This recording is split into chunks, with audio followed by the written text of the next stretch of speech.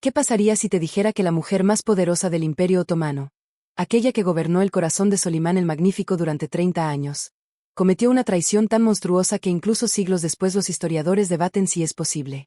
Olvídate de todo lo que has visto en las series. Olvídate de las lágrimas, las intrigas y los hermosos vestidos. Lo que ocurrió en realidad podría haberle costado a Hurrem no solo la vida, sino su alma inmortal. Y hoy revelaremos el secreto que intentaron ocultar los cronistas de la corte, los espías venecianos e incluso el propio sultán. Prepárate porque esta historia destruirá todo lo que creías saber. Imagina el año 1558.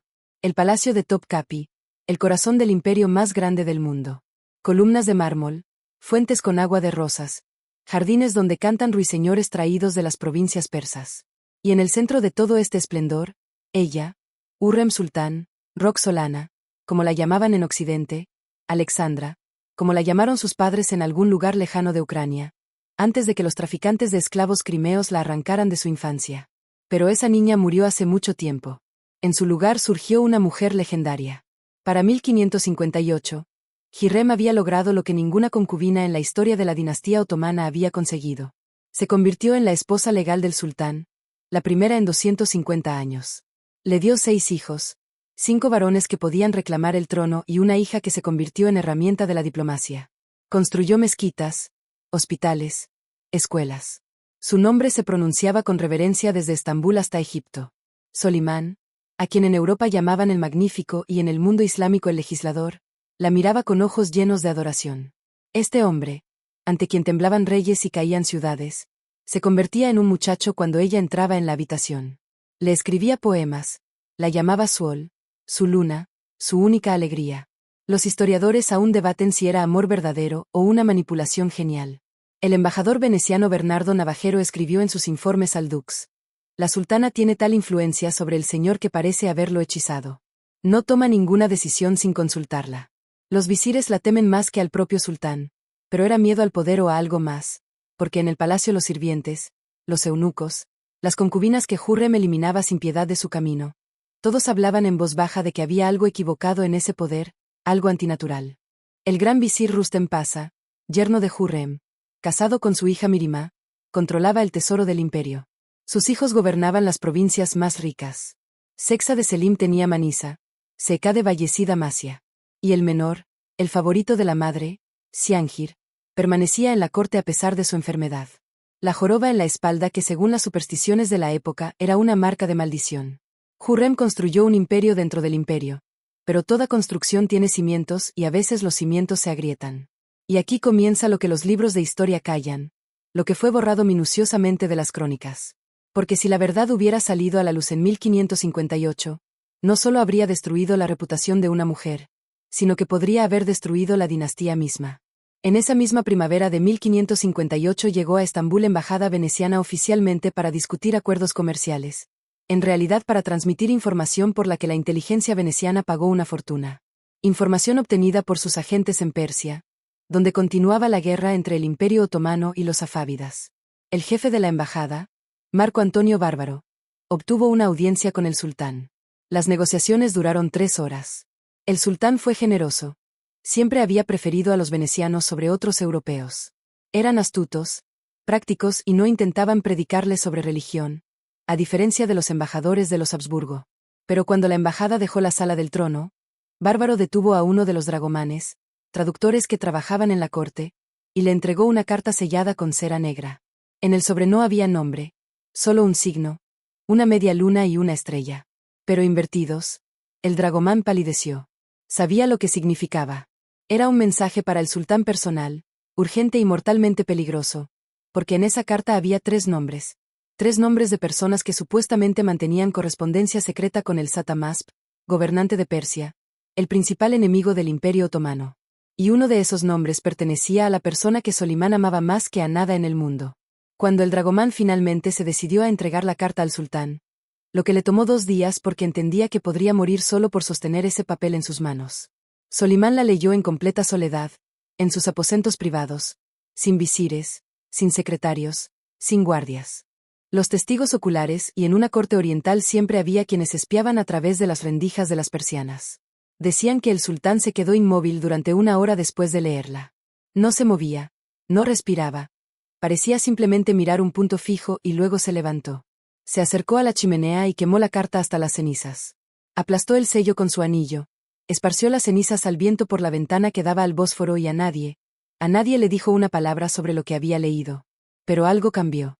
Los sirvientes notaron que el sultán dejó de sonreír. Dejó de llamar a los músicos por las noches. Canceló varias audiencias y lo más extraño no fue a ver a Hurrem durante 3 noches seguidas. Por primera vez en 20 años. Hurrem se preocupó. Envió eunucos con invitaciones. Mandó sus platos favoritos pilaf con azafrán y baklava con pistachos.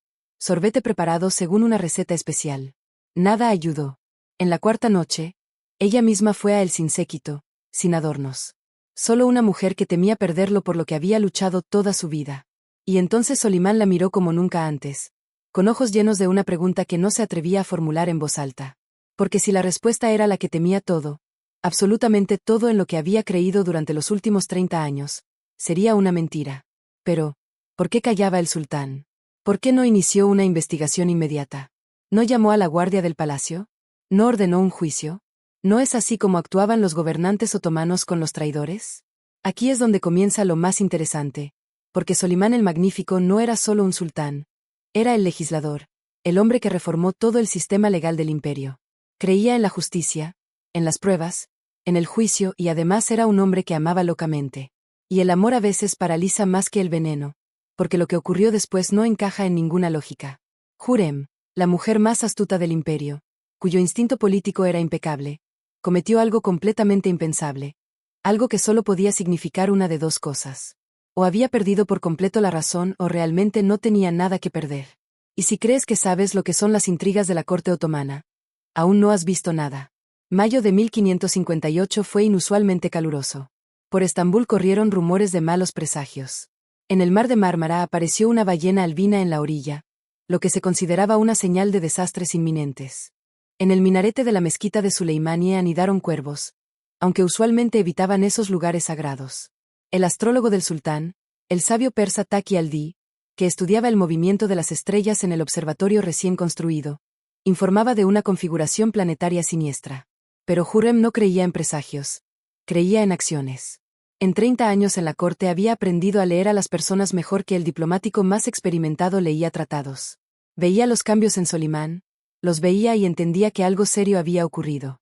Pero, ¿qué exactamente? Comenzó a actuar como siempre a través de su red de informantes. Hurrem tenía ojos y oídos en todas partes, entre los eunucos, los sirvientes, los genízaros. Incluso entre los secretarios del diván, el alto consejo de Estado. Durante años había construido una telaraña invisible de poder que cubría todo el palacio. Y la telaraña comenzó a dar resultados. El guardián principal del sello del sultán, el hombre que tenía acceso a toda la correspondencia de Solimán, de repente enfermó. Envenenamiento, dijeron los médicos. Sobrevivió. Pero durante días no pudo hablar.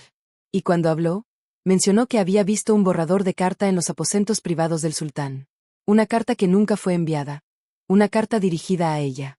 Jerome entendió. El sultán sabía algo o pensaba que sabía. Pero, ¿qué de dónde venía la información? Una persona normal en su lugar habría sido más cautelosa, se habría ocultado, habría esperado a que pasara la tormenta.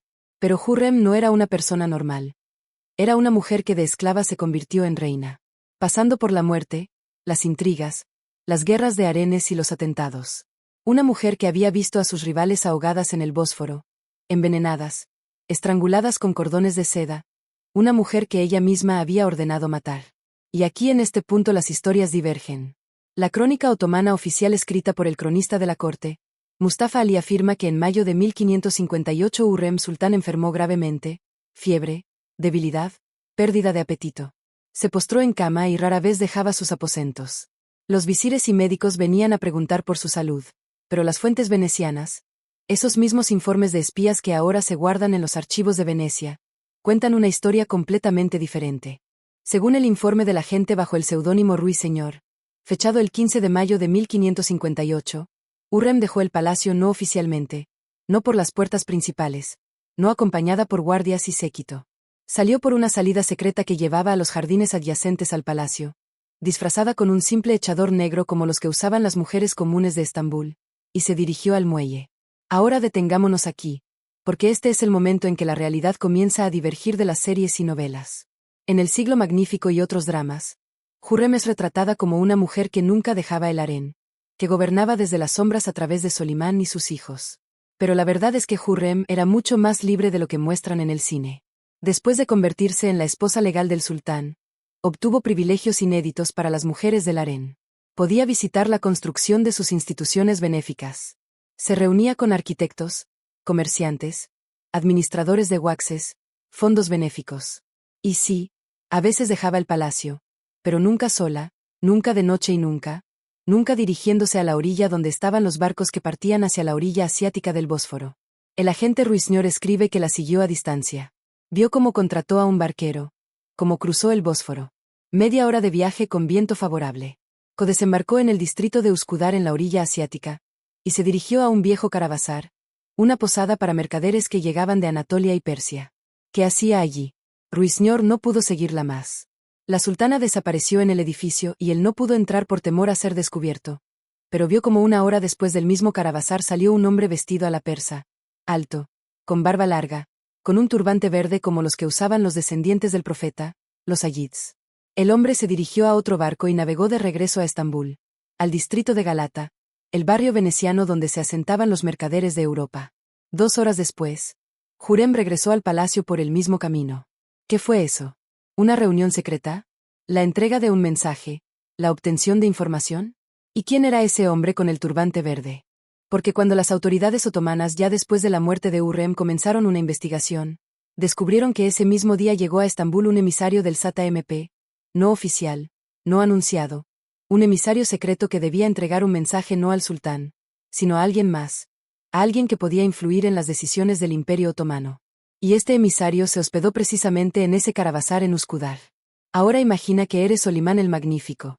Recibiste una carta en la que acusan a tu esposa de contactos secretos con el enemigo. No lo crees porque es impensable, pero pones vigilancia sobre ella, discreta, a través de las personas más confiables y te informan. Realmente se reunió con el emisario persa en secreto, de noche, en territorio neutral. ¿Qué sientes? ¿Rabia, dolor, incredulidad o miedo?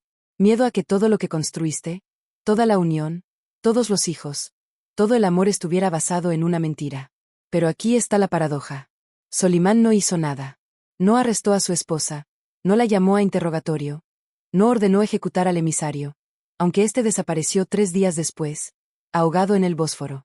Como dijeron los pescadores que encontraron el cuerpo. ¿Por qué? Existe una teoría propuesta por el historiador británico Leslie Pierce en su libro Emperatriz del Oriente. Afirma que Solimán no actuó porque temía no la traición de Hürrem, sino lo que descubriría sobre por qué lo hizo. Porque como resultó, Hürrem no era una traidora a la patria, no traicionaba al imperio. Intentaba salvar a su hijo Chis de Valacid, ese mismo príncipe que gobernaba Amasya, talentoso comandante militar, favorito de los genízaros, apuesto y poeta, el hombre que debía convertirse en el próximo sultán después de Solimán, pero había un matiz. Bayezid tenía un hermano Sexade Selim, mayor, más cauteloso, menos talentoso, pero casado con la hija del gran visir.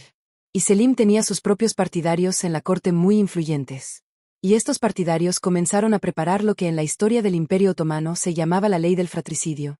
La ley por la cual el nuevo sultán debía matar a todos sus hermanos para evitar una guerra civil. Y Hürrem se enteró. Los planes ya están hechos. Selim obtendrá el trono.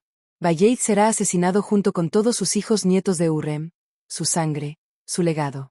Junio de 1558. El palacio de Topkapi vivía su vida habitual. Los visires se reunían en el diván resolviendo cuestiones de impuestos en las provincias.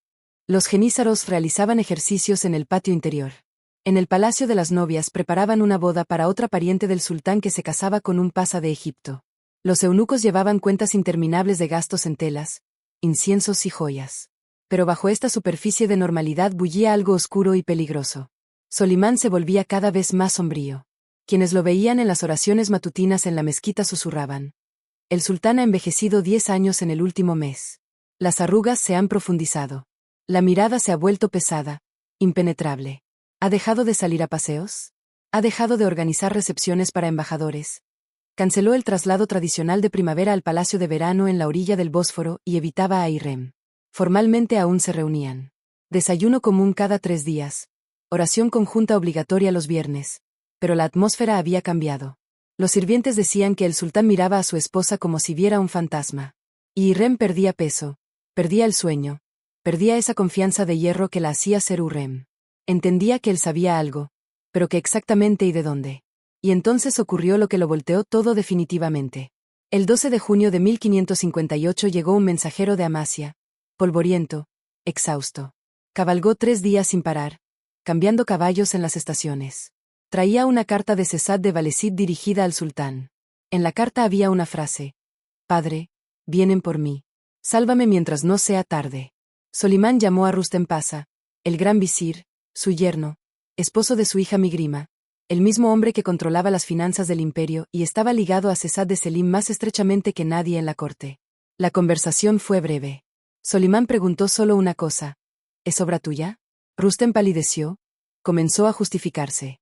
Hablaba del bien del imperio, de la necesidad de prevenir una guerra civil, de que Bayezid era demasiado impulsivo, demasiado joven, demasiado amado por los genízaros y eso era peligroso porque el sultán debía estar por encima de la casta militar, no depender de ella. Solimán callaba, escuchaba y cuando Rustem terminó dijo solo: Sal y no vuelvas hasta que te llame.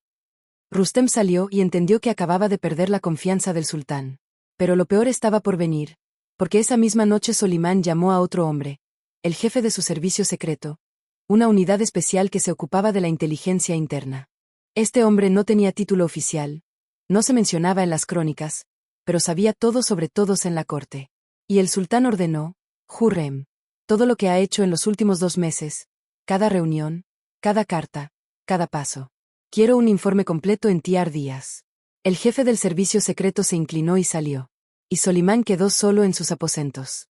Y por primera vez en 30 años, por primera vez desde que la pelirroja esclava de Ucrania le sonrió por primera vez en el harén, se preguntó a sí mismo: ¿y si no la conozco en absoluto? 3 días Hürrem vivió en el infierno de la incertidumbre. Sentía que las paredes se cerraban. Los eunucos que antes se inclinaban ante ella ahora evitaban su mirada. Las sirvientas susurraban en las esquinas. Incluso su hija Mirima, que siempre apoyaba a su madre, venía menos y hablaba con tensión. Formalmente, Hürrem intentaba actuar, enviaba cartas a Vallecid. Espera, no hagas nada, yo lo arreglaré todo. Intentaba reunirse con Solimán, no la dejaban.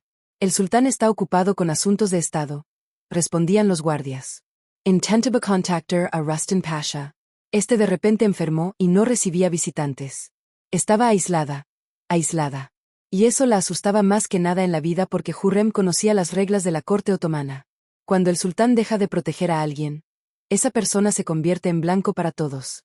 Los enemigos que había acumulado durante años y eran docenas, comenzarían a atacar no abiertamente, sino de manera vil, a través de rumores, denuncias, provocaciones. Y no se equivocó. Al 4.º día llegó un nuevo informe al palacio. ¿De quién? Desconocido. La carta era anónima, pero llegó directamente al sultán, pasando por alto a todos los consejeros y secretarios. En ella se decía: Hürrem Sultán no solo se reunió con el emisario persa, mantuvo correspondencia con los venecianos. Les ofreció información sobre los planes militares del imperio a cambio de garantías de seguridad para Sesad de Vallecid. Estaba dispuesta a traicionar al imperio otomano por la vida de su hijo.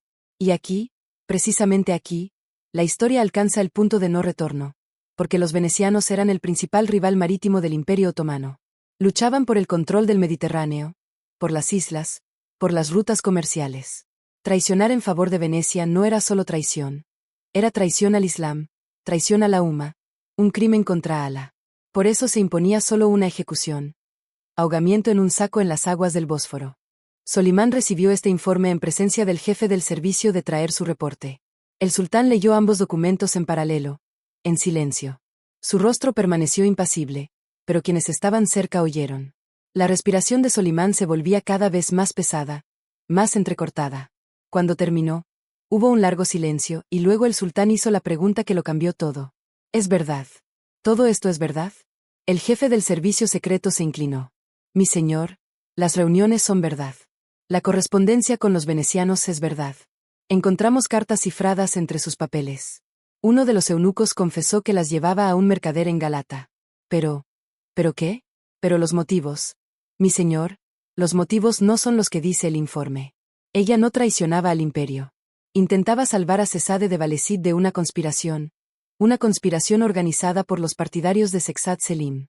Se enteró de que el plan ya estaba aprobado. Tan pronto como Su Majestad. Tan pronto como llegue el momento de la transición del poder, Selim se convertirá en sultán y Vallecid será asesinado junto con todos sus hijos. Solimán calló durante mucho tiempo, tanto que el jefe del servicio comenzó a temer dicho demasiado, y luego el sultán pronunció: entonces no confió en mí. Decidió que no protegería a mi propio hijo. Decidió que permitiría matar a mi niño.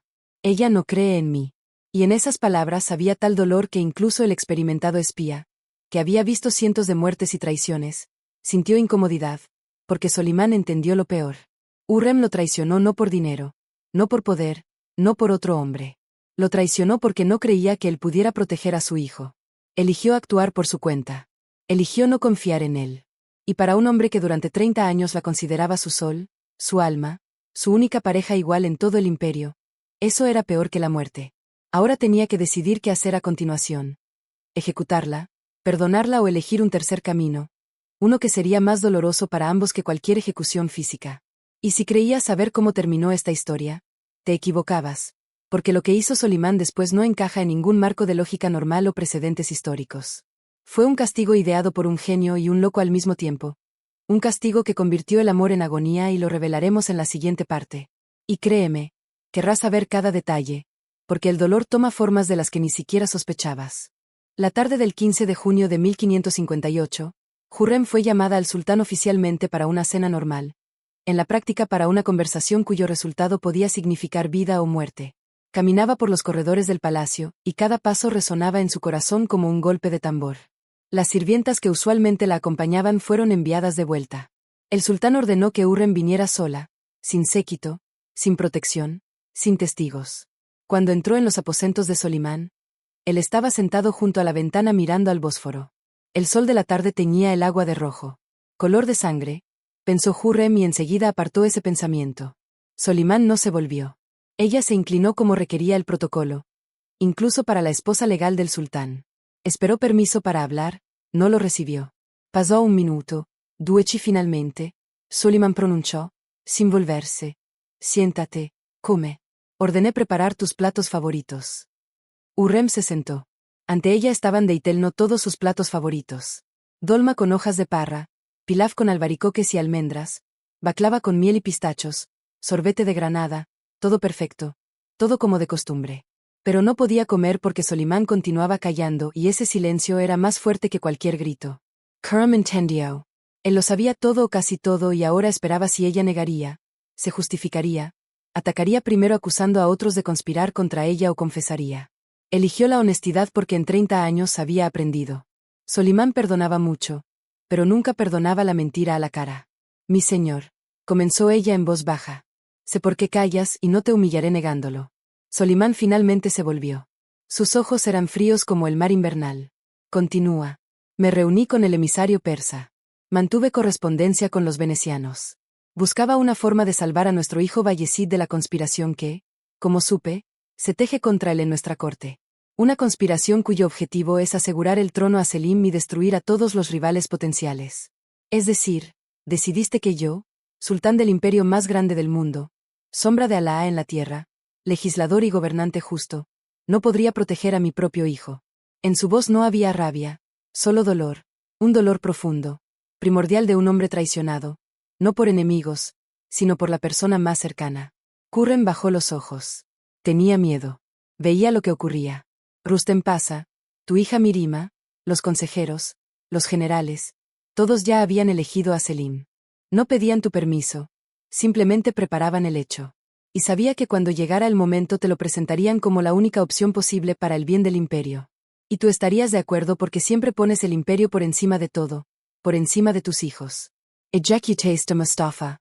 Esas palabras se le escaparon a Hurrem antes de que pudiera detenerlas, y se hizo un silencio ensordecedor.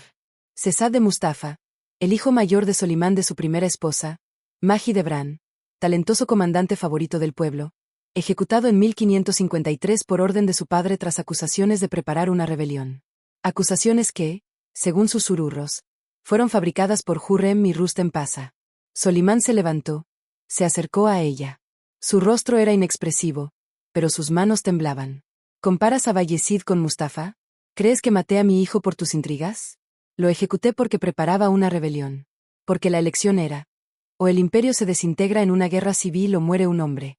Elegí el imperio y cada noche desde entonces veo su rostro en sueños.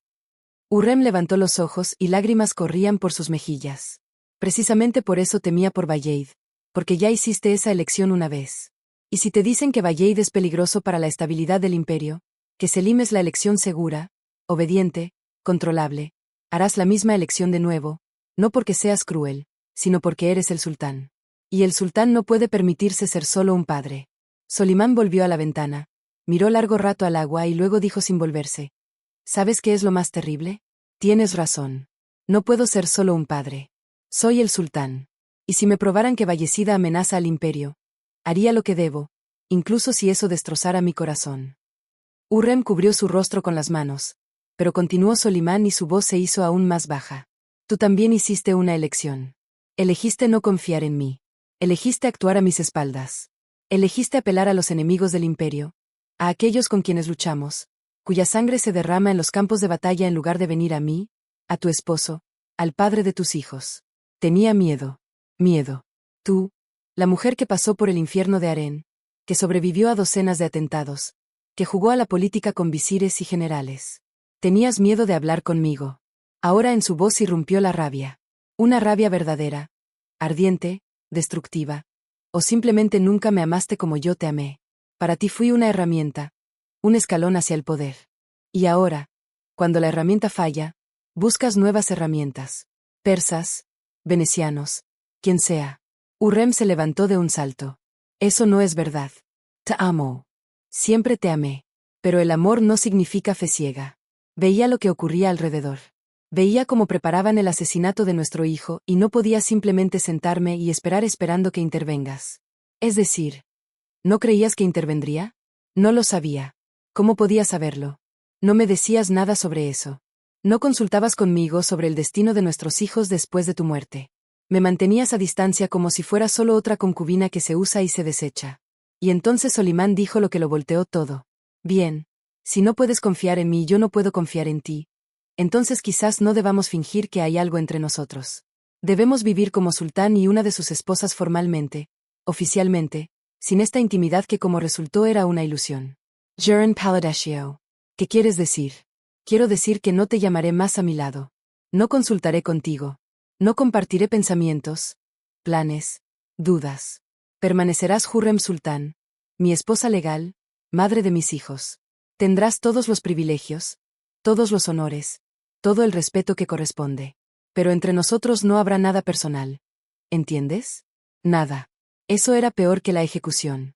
Mucho peor, porque para Hurrem el poder siempre pasaba por el amor de Solimán, por su apego, por su costumbre de consultarla, de compartir todo.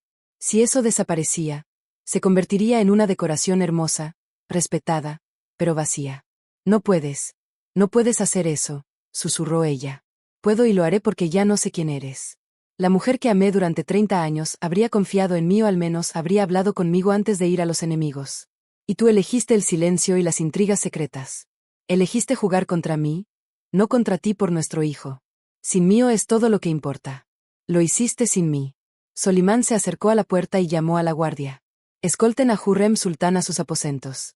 Hurrem se quedó inmóvil. Quería decir algo más, algo importante que pudiera cambiar su decisión, pero las palabras no venían porque veía en sus ojos que la decisión estaba tomada, férrea, irrevocable. Se fue y Solimán quedó solo. Y cuando la puerta se cerró, se arrodilló y por primera vez en décadas, por primera vez desde que ejecutó a Mustafa, lloró. Los meses siguientes serían un infierno para ambos. Solimán mantendría su palabra. Ninguna reunión, ninguna conversación, ningún signo de atención. Hurrem intentaría recuperarlo a través de cartas, mediadores, hijos, nada funcionaría. Y mientras tanto, los enemigos de Hurrem comenzarían el ataque, porque cuando el sultán se aparta de alguien, todos lo ven y entienden. La temporada de caza está abierta, pero lo peor aún está por venir, porque Solimán tendrá que hacer una elección que determinará no solo el destino de Hurrem y sus hijos, sino también su propia alma. Ahora, mientras lees esto, quiero preguntarte, ¿cómo actuarías en el lugar de Hurrem? ¿Carías confiando en tu esposo o también buscarías aliados externos? Escribe en los comentarios porque este dilema sigue siendo relevante hoy. Cuando el amor choca con la desconfianza, ¿quién es más culpable? ¿El que traicionó la confianza o el que creó las condiciones para la desconfianza? Pasaron 4 meses. 4 meses de silencio que era más fuerte que cualquier grito. Solimán mantuvo su palabra con la disciplina de hierro de un hombre que gobernaba el imperio más grande del mundo. Jurem Permanecia Jurem Sultan Formalment. Su título no cambió. Su posición en la corte seguía siendo la más alta, pero todo lo demás se derrumbó. Los cortesanos que antes la adulaban ahora se mantenían a una distancia respetuosa. Los visires que venían por consejos ahora iban directamente al sultán. Incluso sus propios sirvientes se volvieron menos atentos. No groseros, no, pero indiferentes. Como si ya estuviera muerta, pero el cuerpo aún no hubiera sido llevado. Intentable Lukhar. Escribía cartas a Solimán. Él no respondía. Enviaba mediadores, no los recibían. Intentaba encontrarse con él por casualidad en el jardín durante la oración en recepciones. Solimán simplemente se iba sin decir una palabra. Era una humillación peor que la muerte, porque Hurrem no temía a la muerte. Había visto la muerte demasiadas veces. Había estado demasiado cerca de ella. Pero ser un fantasma vivo, una criatura que todos ven pero nadie nota, eso la destrozaba por dentro. Y luego ocurrió lo que hizo quebrarse incluso a ella, la de hierro, la inquebrantable Hurrem. Llegó una carta de Amasia de Bayezid, ese mismo hijo por el que había arriesgado todo. La carta era breve. Madre, ¿qué ocurre? Padre, no responde a mis mensajes desde hace 3 meses. Selim refuerza tropas alrededor de mis fronteras. Sus hombres ofrecen dinero a mis comandantes por pasarse a su lado. Estoy en peligro. ¿Por qué callas? Khurram entendió. Sus intentos de salvar a su hijo habían llevado al resultado opuesto. Al alejar a Solimán de sí misma, había privado a Bayezid de la única protección, la atención paterna. Octubre de 1558 fue frío. Las lluvias cayeron durante semanas. El Bósforo rugía como una criatura viva. Hurrem enfermó, ya sea por estrés o por la humedad otoñal. Los médicos hablaban de debilidad cardíaca, de agotamiento nervioso, de necesidad de reposo, pero no había reposo porque en la noche del 14 al 15 de octubre llegó una noticia que lo volteó todo. Un mensajero llegó galopando desde Konya, la ciudad ubicada entre los dominios de Selim y Bayezid. Su carta estaba destinada al sultán, pero Hurrem, usando los últimos restos de su red de espionaje, la interceptó. En la carta se decía: las tropas de Selim y Bayezid se preparan para el choque. Los comandantes de ambos esades reúnen ejércitos. En 1 o 2 semanas comenzará la guerra abierta, la guerra civil, la guerra entre los hijos del sultán, lo que el Imperio Otomano temía más que nada. Hurrem entendió. No había más tiempo. Debía hablar con Solimán ahora inmediatamente, incluso si él ordenaba ejecutarla por irrumpir sin invitación. Se levantó de la cama, se puso un simple echador, no los lujosos ropajes de sultana, sino una tela negra común como la que usaban las mujeres simples, y caminó por el palacio hacia los aposentos del sultán. Los guardias intentaron detenerla. Hurrem sultán, el sultán no ordenó dejarla pasar. Apártense o ordenaré ejecutarlos mañana mismo. Retrocedieron, no porque creyeran en su poder. Ya no tenía poder, sino porque en sus ojos había algo que recordaba a la mujer que una vez realmente podía ordenar ejecuciones. Entró. Solimán estaba sentado a la mesa estudiando mapas. Mapas del teatro de la futura guerra. Anatolia, fronteras de provincias, disposición de tropas. Él sabía, por supuesto, sabía del inminente choque y no hacía nada. Cuando Hurrem entró, ni siquiera levantó la cabeza. No ordené que te dejaran pasar. Nuestros hijos se preparan para matarse mutuamente y tú solo estás aquí sentado mirando mapas. Ahora la miró. Sus ojos estaban vacíos. ¿Qué quieres que haga? Deténlos. Ordénalo. Eres el sultán. Deben obedecer. Obedecer. Solimán sonrió con amargura. Y en esa sonrisa había tanta amargura que Hurrem sintió que algo se había roto en él definitivamente. ¿Crees que me escuchan? Selim actúa por su cuenta desde hace 3 meses, ignorando mis decretos. Bayezid prepara un ejército sin pedir permiso. Ya no son hijos. Son pretendientes al trono y cada uno está listo para matar al otro para obtener ese trono. Entonces, haz una elección, nombra un heredero, acaba con esta incertidumbre. Solimán se levantó, se acercó a la ventana, cayó largo rato y luego dijo en voz baja, casi un susurro: hice la elección hace 4 meses. Hurrem se congeló. ¿Qué quieres decir? Elijah Selim. Él será el próximo sultán. El decreto ya está escrito. sellado y entregado al guardián del sello estatal. Después de mi muerte se anunciará. El mundo dejó de existir. Hurrem oía las palabras, pero no podía creerlas, no podía aceptarlas. No podía respirar.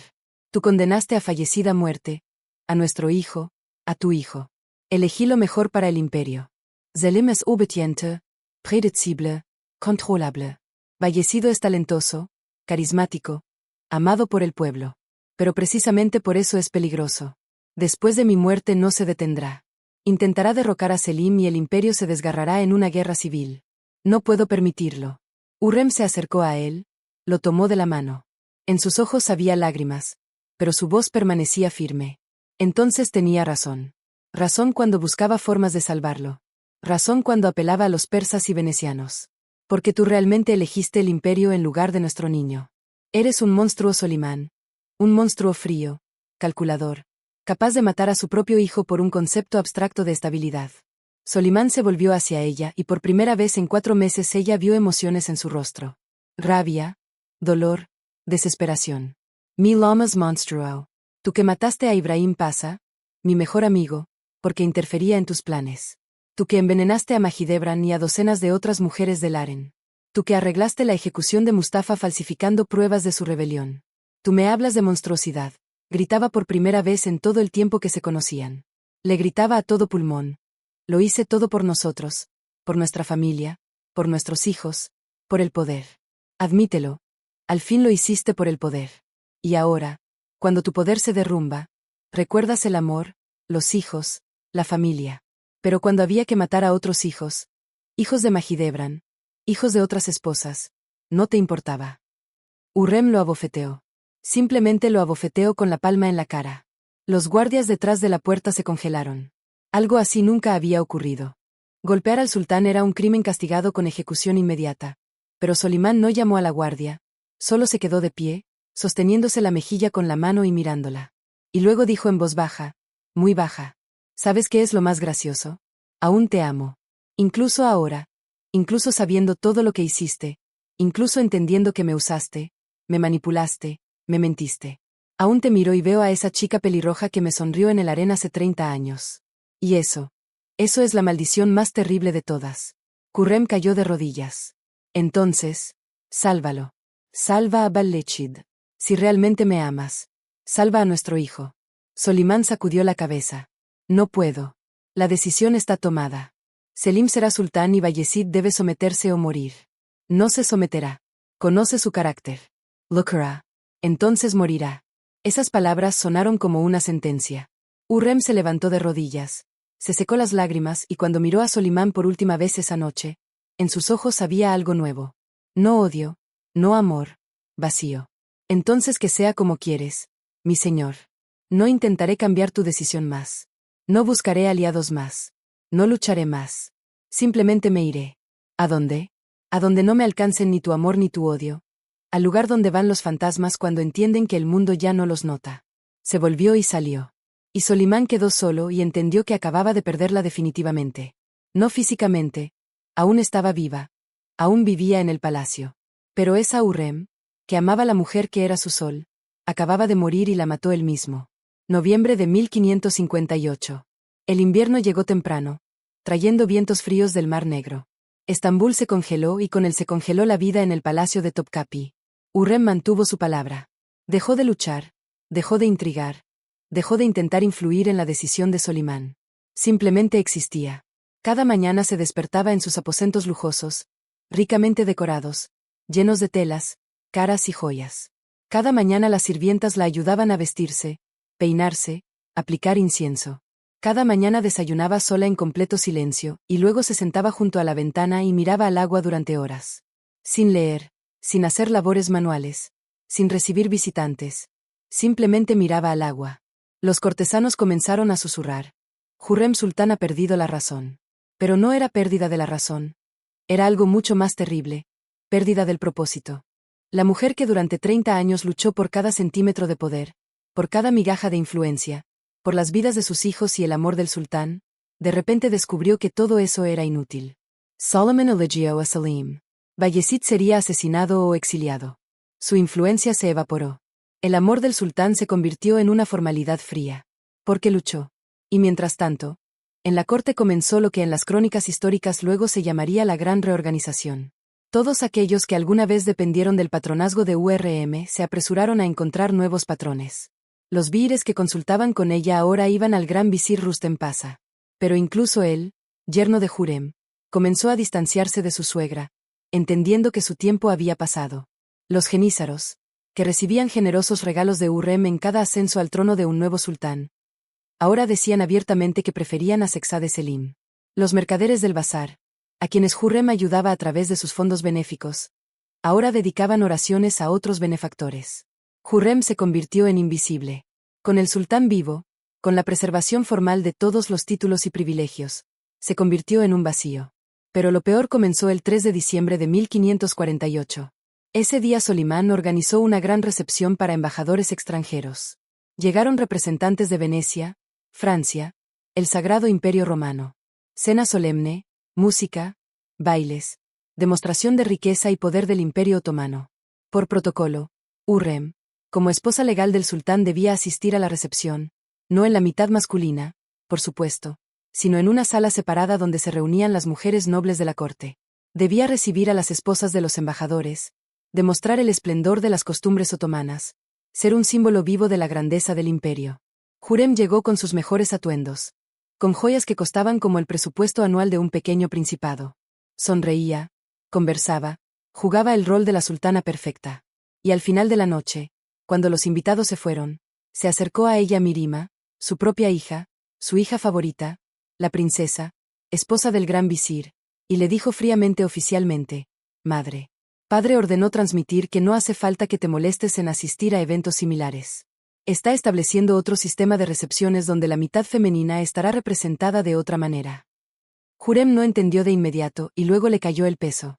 Solimán la excluía de la vida pública oficialmente, definitivamente. «Mirima, hijita, ¿entiendes lo que significa?». Mirima apartó la mirada. «Entiendo que padre tomó una decisión y yo como hija obediente debo respetarla. Pero soy tu madre y él es mi padre y sultán y su voluntad es ley». Mirima se volvió y se fue sin mirar atrás. Hürrem quedó sola en la enorme sala. Los sirvientes apagaban las velas, recogían los restos de la fiesta y nadie le prestaba atención, como si fuera solo otro mueble que había que rodear para no tropezar. Incendio. Solimán no solo la apartó de sí mismo, metódicamente, paso a paso, la borraba de la vida de la corte sin matarla físicamente. Eso sería demasiado simple, demasiado misericordioso. La mataba socialmente, convirtiéndola en un cadáver vivo. Pasó un mes. Diciembre dio paso a enero de 1559. Llegaron noticias de Anatolia. Las tropas de Bayezid sufrieron una derrota decisiva en la batalla de Konya. Saad, entendiendo que en el Imperio Otomano ya no tenía lugar, huyó a Persia con los restos de sus tropas leales. El sátap lo recibió, pero puso condiciones. Asilo a cambio de un juramento vasallo y ayuda militar contra los otomanos. Valsida aceptó que lo quedaba. Para Solimán eso significaba traición definitiva. Su hijo se convirtió en aliado del enemigo acérrimo. Ahora el sultán no tenía elección y Hürrem enfermó de una enfermedad seria real. Los médicos hablaban de debilidad cardíaca, de inflamación pulmonar, de completo declive de fuerzas. Pero en realidad moría de otra enfermedad, una para la que no hay cura, la comprensión de que todo por lo que vivió resultó inútil. Pero la pregunta permanece: ¿qué pasó al final? ¿Murió Hürrem en el olvido como una sombra de su antiguo esplendor? ¿O en el último momento ocurrió algo que lo cambió todo? Algo sobre lo que los historiadores debaten hasta hoy. Abril de 1559. La primavera llegó a Estambul, pero Hürrem no la vio. Yacía en sus aposentos entre la vida y la muerte. Los médicos se turnaban, probaban diversos remedios, leían oraciones, nada ayudaba, se apagaba. Los hijos venían a verla por turnos. Miria se sentaba junto a la cama de su madre durante horas, le tomaba la mano, lloraba. Selim llegó de Manisa, ahora heredero oficial, triunfador, futuro sultán. Incluso el menor Siangir, el frágil muchacho con la espalda curvada, pasaba días junto a su madre moribunda. Pero una persona no venía, Solimán no venía. Los cortesanos susurraban: «Es cruel incluso para el sultán». Cualesquiera que fueran sus desacuerdos, ella aún es su esposa, madre de sus hijos, la mujer que compartió su vida durante 30 años. ¿Acaso le permitirá morir sin despedirse? El 15 de abril de 1559. Los médicos dijeron: Es cuestión de horas. Quizás días si es fuerte, pero el fin está cerca. Mirima no aguantó, fue a su padre. La conversación fue breve y dolorosa. Padre, ella muere. Por favor, ven a verla. Al menos despídete. Solimán estaba sentado en su escritorio estudiando informes. No levantó la mirada. No puedo. No puedes o no quieres. Ahora la miró y Mirima vio por primera vez su padre también moría. No físicamente, aunque había envejecido, se había encorvado. El cabello se había vuelto completamente gris. Moría internamente por partes, día a día. No puedo porque si la veo así, no resistiré. La perdonaré. Cancelaré todas mis decisiones. Intentaré salvar a Balezid, incluso si eso destruye el imperio. ¿Entiende? Aún soy tan débil ante ella que una sola mirada suya destruirá todo lo que con tanto esfuerzo construí en estos meses. Migrimá regresó a su madre, se sentó junto a ella, dijo en voz baja: No vendrá, mamá, perdóname. Hurrem abrió los ojos. Estaban nublados, pero aún vivos. Lo sé, siempre lo supe. Entonces, ¿por qué? ¿Por qué no me pediste que le transmitiera un mensaje? Palabras finales. Algo. Hurrem sonrió débilmente, porque entre nosotros todo ya fue dicho y todo fue una mentira. Su amor, mi amor, nuestros juramentos, nuestras promesas. Todo se construyó sobre ilusiones. Y las ilusiones no resisten el choque con la realidad. Cerró los ojos y unos minutos después agregó aún más bajo: Pero quiero que le transmitas una cosa, solo una. Dile que no me arrepiento de nada. Cada elección, cada intriga, cada lucha, todo eso me hizo quien soy. Si me dieran vivir la vida de nuevo, lo haría exactamente igual. El 18 de abril de 1559, al atardecer, Hurrem Sultán murió. No en agonía, no en tormentos. Simplemente dejó de respirar, en silencio, casi imperceptiblemente, como si simplemente estuviera cansada y decidiera descansar. La noticia se extendió inmediatamente por el palacio. Los sirvientes se congelaron. Los cortesanos hablaron en susurros. En el palacio se declaró luto y Solimán. Mirima fue a su padre para informarle de la muerte de su madre y transmitir el último mensaje. Cuando terminó, Solimán se quedó inmóvil. Largo rato, tanto que Mirima comenzó a temer. Quizás él también murió allí mismo, sentado en la silla, pero luego se levantó lentamente como un viejo, aunque tenía solo 65 años. ¿Dónde está ella? En sus aposentos esperábamos tus órdenes para el funeral. Llévame a ella. Mijá llevó a su padre por el palacio. Los sirvientes se apartaban, bajaban los ojos. Nadie se atrevía a mirar el rostro del sultán. Cuando llegaron a los aposentos de Hurrem, allí ya estaban las sirvientas lavando el cuerpo. Solimán con un gesto las despidió a todas. Quedó solo. Se acercó a la cama, miró el rostro muerto de la mujer que amó durante 30 años y de repente, completamente inesperado, cayó de rodillas, tomó su mano fría en las suyas y lloró. No en silencio, no con contención, como correspondía a un sultán. Sollozaba como un niño, como un hombre que perdió todo lo que importaba. Perdóname, susurraba entre lágrimas. Perdname, perdname, perdname. Mi equivoque. Debí criarte. Debí proteger a Valleced. Debí elegirte a ti en lugar del imperio. Pero no pude. Y ahora no tengo ni a ti, ni al hijo, ni al imperio, porque el imperio sin ti es solo un vacío. Se quedó allí hasta la mañana, sosteniendo su mano muerta, hablándole del pasado, de lo que podría haber sido, de por qué todo salió mal. Y por la mañana se levantó, se secó las lágrimas y ordenó: Entiérenla con los máximos honores, junto a la mezquita de Suleimania que construí. Que su tumba esté junto a mi futura tumba, para que en la muerte estemos juntos, ya que en la vida no lo logramos. Y ordenó una segunda cosa sobre la que los historiadores debaten hasta hoy. Envió una carta al Satamasp. El contenido de la carta es desconocido. Fue destruida inmediatamente después de leerla, pero el resultado es conocido. El Satamasp entregó a Bayezid a los otomanos junto con sus hijos nietos de Solimán. El 29 de junio de 1561, Sexadé Bayezid fue ejecutado, estrangulado con un cordón de seda como correspondía a un príncipe de sangre. Junto con él fueron asesinados sus 4 hijos. La línea de Hurrem a través de Bayezid fue destruida. Solimán murió en 1566, 7 años después de la muerte de Hurrem. Lo enterraron junto a ella como pidió. Selim se convirtió en sultán. Gobernó poco tiempo. Bebía demasiado. Murió de una caída en el Ham resbalando en el jabón. Fue apodado Selim el borracho. Siangir, el hijo menor de Hurrem, Murió unos meses después de su madre. Dicen que de pena. Mirima lo sobrevivió a todos. Murió en 1578. Rica, influyente, pero profundamente infeliz. Aquí tienes la pregunta sobre la que los historiadores debaten desde hace 500 años. ¿Perdonó Solimán a Yurrem al final? ¿O sus lágrimas eran lágrimas de rabia contra sí mismo? Contra el hecho de que no pudo ser lo suficientemente fuerte para perdonar en vida. ¿Fue la ejecución de Vallecido un castigo para Hurrem? ¿Una venganza tardía contra la mujer muerta que aún no podía soltar? ¿O fue la conclusión lógica de la política que comenzó aún en vida de su esposa? Y lo principal, ¿quién tenía razón en esta historia? Hurrem, que no confió en su esposo y fue a pedir ayuda a los enemigos para salvar a su hijo o Solimán, que eligió la estabilidad del imperio en lugar de la vida de una persona, incluso si esa persona era su propio hijo. La historia no da una respuesta inequívoca.